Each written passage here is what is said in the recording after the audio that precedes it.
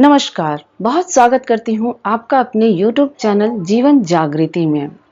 पिछले वीडियो में मैंने बात की थी शनि ग्रह को कैसे मजबूत करें, कैसे जीवन भर शनि ग्रह के प्रभाव से खुद को बचा करके रखें। आज मैं बात करूंगी जो आखिरी दो ग्रह हैं, राहु और केतु। राहु और केतु छाया ग्रह हैं।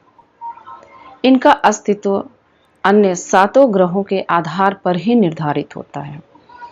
यदि राहु या केतु दोनों में से कोई एक आपका नीच का है, इन दोनों ग्रहों को पापी ग्रह भी कहते हैं, लेकिन ये अगर आपके साथ खड़े हों, यानी इनका आशीर्वाद अगर आपको मिल जाता है, तो आपके जो ग्रह भी नीच के हों, सातों ग्रह में अगर कोई भी नीच के हैं या किन्हीं का आप प्रभाव गलत तरीके से आपके ऊपर आ रहा है या उनका कुप्रभाव आपके ऊपर अत्यधिक आ रहा है, तो भी यदि राहु केतु आप पे प्रसन्न है, राहु या केतु दोनों में से कोई एक ग्रह यदि आपके पक्ष में है, तो आपका कोई ग्रह भी आपका कुछ नहीं बिगाड़ सकते हैं।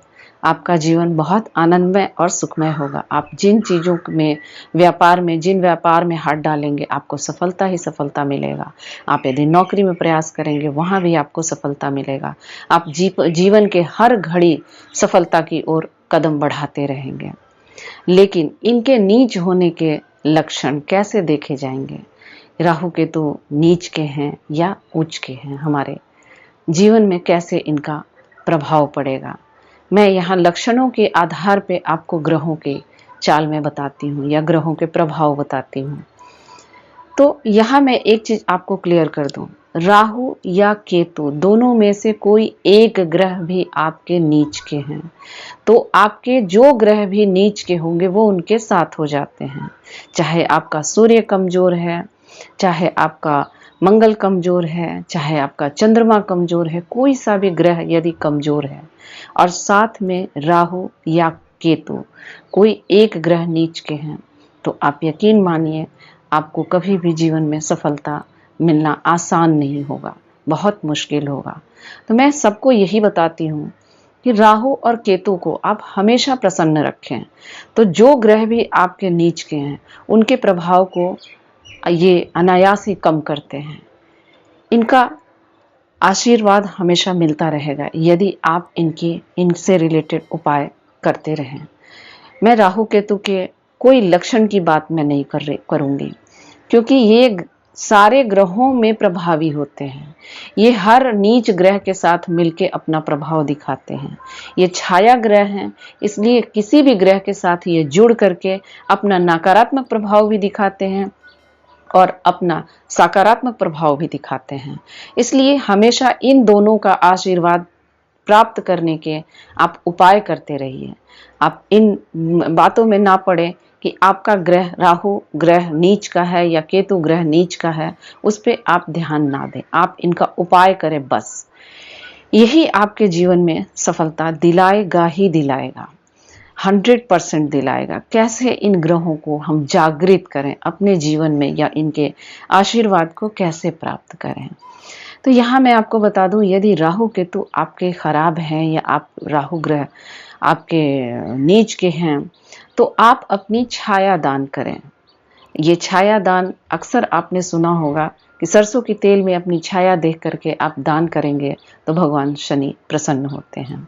लेकिन मैं यहाँ आपको बता दूं, जो ग्रह आपको सातों ग्रह में कोई ग्रह यदि दिखते हैं आपको कि हाँ उनके प्रभाव, जो मैंने उनके प्रभाव बताए हैं, जो लक्षण बताए हैं उनके प्रभाव का आपके जीवन में अच्छे या बुरे, उनके आधार पे आपको करना है। जैसे आपका यदि गुरु ग्रह कमजोर है, तो आप गेहूं की दान करें और छाया अपनी देखकर, यानी सूर्य की छाया में खड़े हो, सूर्य के सामने खड़े होना है और वहां पे गेहूं अनाज अपने सक्षम योग्यता के आधार पे, आप जितने सक्षम हैं, आप जितने योग्य हैं कि आप 1 किलो दान कर सकते हैं या आप 40 किलो दान कर सकते हैं, 50 किलो दान कर सकते हैं, ये आपके श्रद्धा के ऊपर निर्धारित है।